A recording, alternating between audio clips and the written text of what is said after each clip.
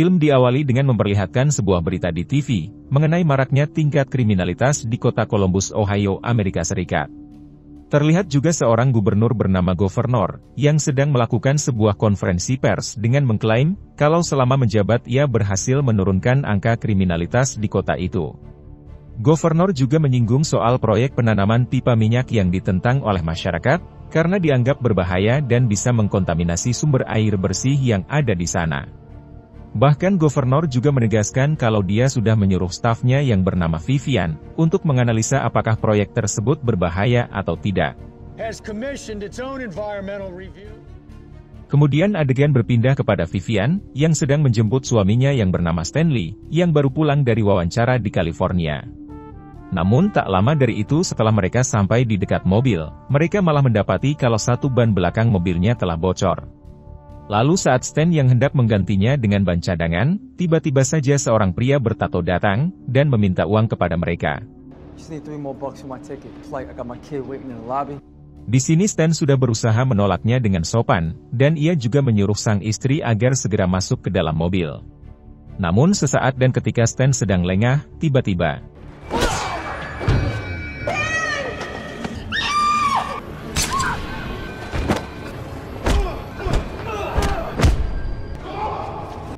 akibat dari itu Vivian pun harus tewas, sementara Stan yang tak berdaya ia berusaha meraih Vivian yang sudah tak bernyawa.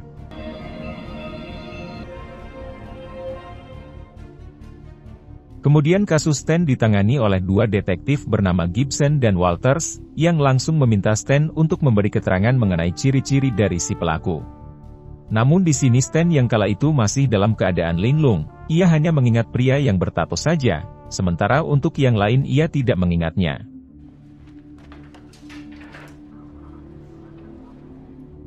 Beberapa hari kemudian pemakaman Vivian pun diadakan, dan terlihat Stan yang masih sangat berduka, dan tidak bisa menyembunyikan rasa kesedihannya. Di sana terlihat juga putri mereka yang bernama Eddie, yang juga sangat berduka karena sang ibu harus pergi untuk selama-lamanya. Lalu tak lama seorang pastor datang menghampiri Stan, untuk mengucapkan bela sungkawa dan memberi Stan sebuah Alkitab. Di sisi lain terlihat Governor alias si gubernur, yang diwawancarai beberapa wartawan terkait pembunuhan yang terjadi pada stafnya yaitu Vivian. Dan jawaban Governor adalah meskipun kejahatan di kota ini sudah berkurang, namun masyarakat tetap harus selalu waspada. Sementara Stan yang ternyata mendengar pernyataan Governor di TV, ia lantas menjadi emosi, dan melempar Injil yang diberikan oleh pastor. Namun tanpa sengaja di dalam Injil yang terbuka itu, ada kata-kata tentang kemarahan yang seketika saja membuat Stan termotivasi. Singkat waktu Stan kembali ke kantor polisi, untuk mengidentifikasi 5 tersangka yang berhasil diamankan oleh polisi. Dan di sini, Stan yang masih ingat wajah dari salah satu si pelaku, ia pun mengatakan kalau inilah pelakunya, dan orang itu sendiri bernama Charlie. Lalu di sini Gibson menyuruh Stan untuk memastikannya sekali lagi, namun Stan 1000% yakin kalau Charlie adalah pelakunya.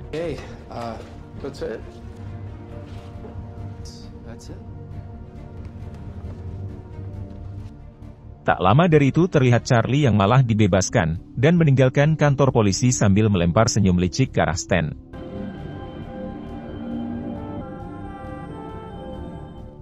Stan yang melihat itu tentu saja ia sangat murka, lalu meyakinkan Gibson dan Walters kalau Charlie benar-benar pelakunya.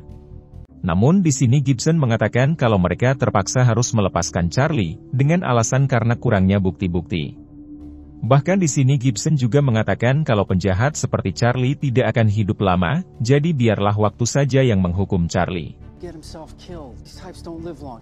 Mendengar ucapan itu tentu saja membuat Stan geleng-geleng kepala, lalu ia pulang dalam keadaan kecewa sekaligus murka. Lalu tak lama setelah Stan pergi Gibson mengatakan kepada Walters, bahwa Charlie adalah anak buah Lemmy, yang entah siapa Lemmy sampai kedua detektif ini terlihat ketakutan. Pada malam harinya dan setelah Stan sampai di rumah, ia langsung bergegas ke sebuah lemari, lalu dengan penuh murka menghancurkan dinding lemari itu. Dan ternyata, di dalamnya tersembunyi perlengkapan senjata api, yang lengkap dengan beberapa paspor. Lalu bersamaan dengan itu Stan juga menelepon teman lamanya yang bernama Dennis, dan ia meminta Dennis untuk segera mencarikannya beberapa nama. Keesokan harinya Stan pun menemui Dennis di sebuah tempat cukur, dan di sana mereka bercerita tentang profesi mereka saat dahulu. Hingga terungkap kalau dua sahabat ini ternyata dulunya seorang pembunuh bayaran, yang dikenal sangat brutal dan tidak pernah gagal ketika menjalankan misi. Namun saat itu Stan memilih pensiun setelah menikah dengan Vivian, sementara Dennis sendiri ia alih profesi menjadi tukang cukur. Di sini Stan lantas mengatakan kepada Dennis, kalau ia akan balas dendam atas kematian sang istri, dan ia meminta daftar nama sesuai dengan yang semalam Stan pinta. Lalu Dennis yang ternyata sudah berhasil mencari data nama-nama si pelaku, ia mengatakan kalau mereka sering ditangkap, namun anehnya juga mereka selalu dibebaskan.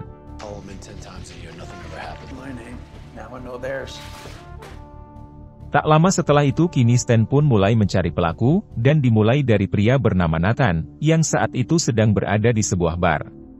Di sana Stan melihat Nathan sedang bertransaksi barang haram dengan seorang jangki, dan juga memberi sebuah dompet milik Vivian kepada pacarnya.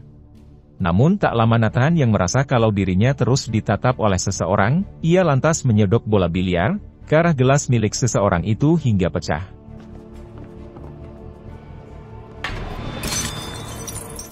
Hingga setelah Nathan mengetahui kalau pria berhoodie itu adalah Stan, ia pun kaget dan segera kabur dari sana.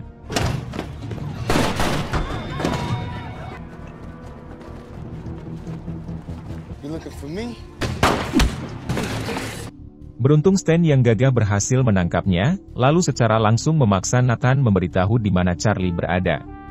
Namun di sini Nathan memilih bungkam tidak mau memberitahu, dan ia justru mengatakan kalau terbunuhnya Vivian bukan karena kebetulan. Hingga di saat yang bersamaan terlihat Dennis si sahabat lama yang datang, dan tanpa ragu ia menghabisi Nathan saat itu juga. Kemudian saat mereka membuang jasad Nathan, jangki yang kebetulan ada di sana, ia lantas memfoto kejadian tersebut. Lalu setelah itu Stan dan Dennis membakar tong sampah itu, yang dimana di dalamnya berisi mayat Nathan. Tak berselang lama Dennis mengingatkan Stan, kalau mayat Nathan akan segera ditemui oleh polisi, dan pastinya akan ada penyelidikan.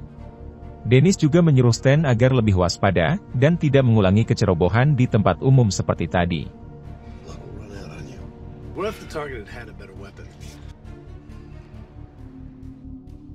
Di sisi lain si jangki tadi menemui bos gangster bernama Lemmy, dan ia menunjukkan foto saat Nathan dihabisi oleh Stan dan Dennis. Namun Lemmy yang tidak mengenali wajah Stan, ia justru marah kepada si jangki, karena tidak menolong Nathan dan malah sibuk mengambil foto. Hingga karena hal itu kini Lemmy pun menugaskan orangnya, untuk segera memburu dan menemukan kedua orang yang ada di foto tersebut. Keesokan harinya ketika Stan makan bersama Eddie putrinya, ia mendapat telepon dari Dennis, yang mengajaknya untuk bertemu di suatu tempat. Lalu setelah bertemu Dennis membawa Stan ke sebuah ruangan di tempat cukurnya, untuk mengasah kembali skill menembak mereka. Setelah itu Dennis memberitahu Stan, kalau di HP Nathan terdapat satu nomor telepon, entah itu milik Charlie, atau satu pelaku lagi yang bernama Lars. Dan setelah nomor itu ditelepon oleh Stan, diketahui kalau nomor itu milik seorang pembuat tato, dan Stan berniat untuk mengunjunginya. Di balik itu terlihat detektif Gibson dan Walters, yang didatangi oleh anak buah Lemmy, dan meminta mereka untuk menemui Lemmy di markasnya. Lalu setelah bertemu Lemmy menunjukkan sebuah video, yang memperlihatkan anak gubernur si gubernur, yang sedang panik saat pacarnya yang di bawah umur tewas karena overdosis. Dan jika video itu sampai tersebar, maka karir politik gubernur akan hancur, begitu juga dengan Gibson dan Walters, yang ternyata mereka ini adalah kaki tangan dari gubernur. Di sini Lemmy juga mengancam kalau ia akan menyebarkan video itu, jika Gibson dan Walters tidak menemukan pelaku yang menghabisi Nathan anak buahnya. Hingga karena mereka yang takut dengan ancaman itu, Gibson berjanji kalau ia akan menuntaskan masalah tersebut sesegera mungkin. Kemudian detektif Gibson pun menemui gubernur, dan menjelaskan tentang masalah Lemmy yang mengancam karir mereka yang akan hancur. Lalu gubernur yang memang tidak ingin semua itu terjadi, ia lantas menyuruh Gibson untuk segera menyelesaikan masalah tersebut, karena jika tidak gubernur tidak akan menaikkan pangkat jabatan Gibson. Di tempat lain Stan yang baru sampai di tempat tato, ia meminta bertemu dengan Lars, yang kebetulan sedang berada di luar. Namun tak berselang lama setelah Stan di sana, teman Lars yang mulai curiga kalau Stan seorang polisi, ia secara diam-diam mengirim pesan kepada Lars. Dan dalam percakapan itu, terlihat Lars yang menyuruh temannya untuk menahan Stan, sementara dirinya sendiri sedang dalam perjalanan. So, you know Lars? Di balik itu terlihat Dennis yang sangat terkejut, setelah melihat kalau rumah cukurnya telah dibobol oleh Charlie dan orang-orangnya. Di sini Charlie mengancam Dennis dengan sebuah pistol, dan memaksa Dennis untuk memberitahu siapa temannya yang ada di foto itu. Namun karena Dennis yang merupakan seseorang yang sangat terlatih, inilah yang dilakukannya.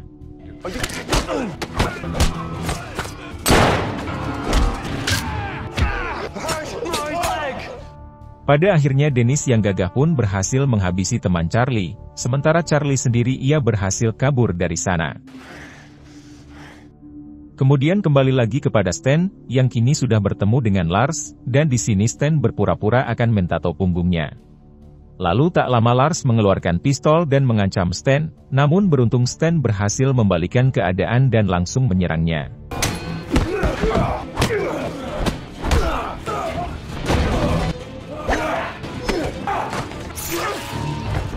Pada akhirnya Stan berhasil menghabisi Lars, meskipun di sini ia tidak mendapatkan jawaban apapun mengenai keberadaan Charlie. Stan lantas membawa tas milik Lars kepada Dennis, dan isi di dalam tas tersebut terdapat uang dan barang haram, beserta dengan satu HP rusak.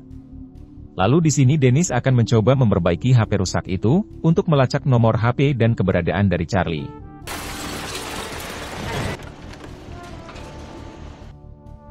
Keesokan harinya terlihat Abby alias putri Stan, yang datang ke rumah Stan untuk memindahkan barang-barang milik almarhumah ibunya.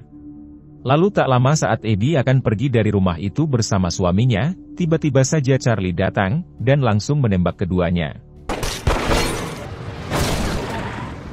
Namun secara kebetulan terlihat Stan yang tiba di sana, sementara akibat dari itu suami Abby harus terkena tembakan di bahu.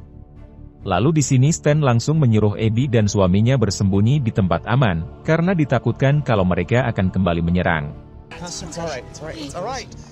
Di balik itu terlihat gubernur yang mendapat kabar dari Gibson, kalau orang yang menyerang anak buah Lemmy adalah Stan suami Vivian, dan satu rekannya yang bernama Dennis.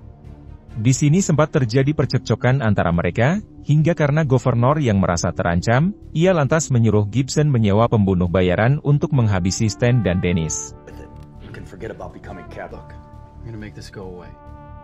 Di tempat lain Charlie memberitahu tentang kematian Lars, dan dua orang lainnya kepada Lemmy. Lemmy yang mendengar itu tentu saja sangat murka, apalagi setelah tahu kalau tas yang berisi barang haram dan uangnya juga ikut lenyap. Lalu Lemmy juga menyuruh dan mengancam Charlie, kalau Charlie tidak menemukan tas itu maka nyawanya akan menjadi taruhannya. Di sisi lain ternyata HP Lars sudah berhasil diperbaiki oleh Dennis, dan di dalam HP tersebut terdapat nomor Charlie. Di sini Stan langsung menghubungi Charlie, dan mengajaknya bertemu di suatu tempat jika Charlie ingin tas itu kembali ke tangannya. Sementara Charlie yang mulai panik pun akhirnya setuju, dan mereka akan bertemu di sebuah bar.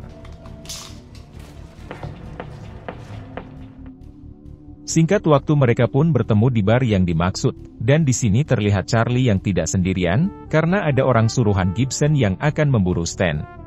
Hingga tak lama dari itu, aksi tembak-menembak pun terjadi di sana.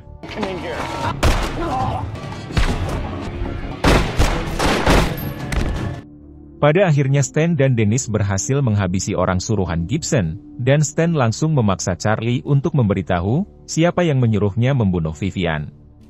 Lalu dalam keadaan takut Charlie mengatakan nama Lemmy, sebelum akhirnya Stan menghabisi Charlie saat itu juga. Setelah di rumah Stan yang penasaran kenapa istrinya menjadi target Lemmy, ia pun membuka berkas-berkas yang ada di ruang kerja Vivian. Ternyata, dalam berkas itu terdapat laporan analisa yang dilakukan istrinya, bahwa proyek pembuatan pipa minyak tersebut 80% berpotensi mengkontaminasi sumber air bersih di kota itu. Bahkan di sana Stan juga menemukan pesan suara di HP istrinya, dari seorang pria yang melarangnya untuk mempublikasikan hasil analisanya. Di sisi lain ketika Abby dan anaknya bersiap-siap untuk pergi bersembunyi, tiba-tiba saja Lemmy datang, dan memaksa Abby untuk menghubungi Stan ayahnya. Dengan terpaksa Abby pun mengirimkan pesan kepada Stan, dengan mengatakan kalau anaknya sedang sakit, dan ia ingin bertemu dengan Stan. Namun Stan yang mendapat pesan tersebut seketika saja menjadi curiga, karena setahu dirinya Abby akan menelepon jika ada sesuatu yang penting. Lalu karena kecurigaannya itu Stan langsung menghubungi Dennis, dan mengajaknya untuk segera ke rumah Abby sekarang juga. Sesampainya di sana Stan pun masuk melalui pintu belakang, dan secara langsung menghabisi anak buah Lemmy yang tidak gagah. Hingga di waktu yang sama ketika Lemmy mengancam akan menghabisi Abby, dari luar Dennis yang siaga langsung menembaknya. Kemudian Stan balik mengancam Lemmy, dengan memaksanya untuk memberitahu siapa dalang di balik pembunuhan istrinya. Namun belum sempat Lemmy menjawabnya, tiba-tiba saja Gibson datang dan langsung menghabisi Lemmy. Kemudian ketika Gibson dan Walters menodong dan mengancam Stan, terlihat Dennis yang masuk sembari mengancam Gibson dengan 2 pistol. Lalu karena merasa terpojok Gibson lantas mengajak Stan untuk bekerja sama, dan ia bersedia mengantar Stan ke rumah si Governor. Saat dalam perjalanan Walters dikurung di bagasi, sementara Gibson ia membeberkan alasan kenapa Governor sampai menghabisi Vivian.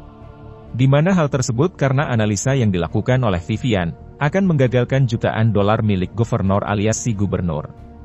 Gibson juga mengatakan kenapa Lemmy beserta para anak buahnya bisa kebal hukum, karena video bukti yang bisa menghancurkan masa depan anak Governor. Dan sebagai gantinya Governor menggunakan jasa Lemmy untuk mengerjakan kerja kotornya, termasuk juga dengan menjunuh Vivian.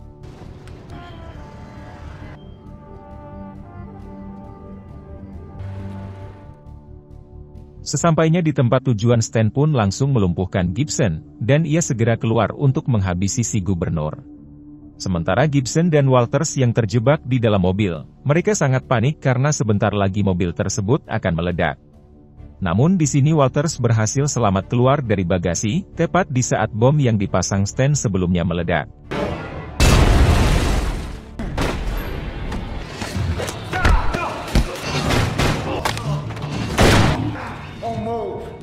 Di suatu waktu terlihat Stan yang berhasil dilumpuhkan Governor, namun Stan berhasil bangkit hingga perduelan antara mereka terjadi di sana.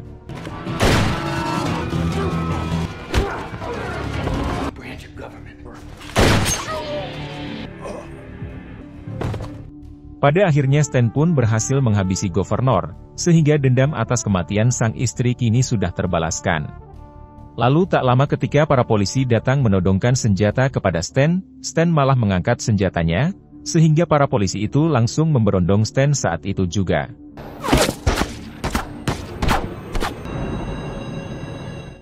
Namun ternyata Stan mengenakan rompi anti peluru, dan ia segera dilarikan ke rumah sakit. Kemudian adegan berpindah ke rumah sakit, dan memperlihatkan Abby yang akan menjenguk Stan, namun para polisi yang berjaga melarangnya dengan alasan yang tidak masuk akal. Namun di sini Abby tetap memaksa masuk secara paksa, lalu memeluk Stan yang sedang terbaring di sana. Setelah itu 2 orang polisi baru bergantian menjaga Stan, dan salah satunya adalah Walters, yang kini turun jabatan menjadi polisi patroli. Di sini Walters yang berniat akan balas dendam kepada Stan, ia pun langsung masuk sambil menodong dan akan menghabisinya. Namun ada kilas balik yang menunjukkan saat tadi Abby masuk secara paksa, yang ternyata dia meninggalkan senjata kepada Stan. Dan hal itu sengaja Abby lakukan karena dia sangat yakin, kalau Stan ayahnya akan dibawa ke suatu tempat, untuk dihabisi tanpa diadili. Hingga pada akhirnya Stan pun lebih dulu menghabisi Walters, bersama dengan Dennis sang sahabat yang ternyata ada di sana. Lalu setelah itu Dennis segera membawa Stan kabur dari sana, dengan menggunakan kursi roda.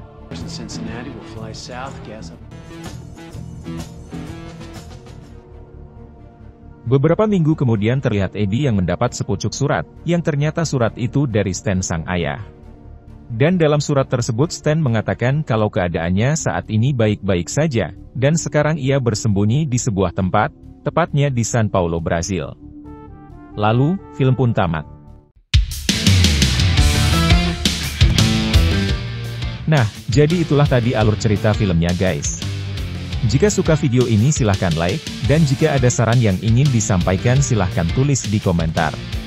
Terima kasih sudah nonton sampai akhir, dan salam dari Antimi Film.